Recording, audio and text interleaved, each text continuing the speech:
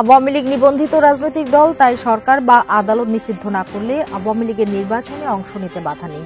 সরকার বা আদালত যদি আওয়ামী লীগকে নিষিদ্ধ না করে তাহলে দলটি নির্বাচনে অংশ নিতে বাধা নেই বলে জানিয়েছে প্রধান নির্বাচন commissioner CSE AMM Nasir Uddin. নিষিদ্ধ করে কখনো কাউকে নিশ্চিহ্ন করা যায় না, নিষিদ্ধ করতে পারে জনগণ। জনগণ যদি তাকে প্রত্যাখ্যান করে তাহলে সেই দল থাকে না। এদেশে আওয়ামী লীগেরই ভালো থাকবে মানুষ, এদেশে হাসিনারই আবার দরকার। এই দেশে ছেলেপেলেরা ছাত্র ছিল, তারা এখন আইসা রাজনীতি করতে প্রধানমন্ত্রী হইতে চাইতেছে, এরা পারবো না, কারণ এখানে আওয়ামী লীগ আছে, বিএনপি আছে, এখানে এরা বড় দুটা দল রয়েছে। শেখ হাসিনা দেশ থেকে পর আওয়ামী নেতা কর্মীদের উপর চলে হামলা, মামলা, অত্যাচার, নির্যাতন। এরই মাঝে নিষিদ্ধ করা হয় ছাত্রলীগকে, কার্যক্রম নিষিদ্ধ করা হয় আওয়ামী লীগের। প্রশ্ন ওঠে, স্বাধীনতা সংগ্রামে অংশ নেওয়া দলটি আদৌ নির্বাচনে অংশ নিতে পারবে? এ বিষয়ে উত্তপ্ত রাজনৈতিক অঙ্গন। একটি বড় রাজনৈতিক দলকে নির্বাচনের বাইরে রেখে নির্বাচন করাটা গণতন্ত্রের জন্য খুব স্বাস্থ্যকর নয়।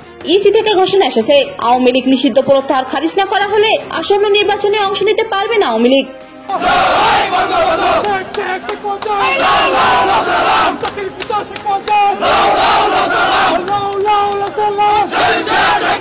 শেখ হাসিনা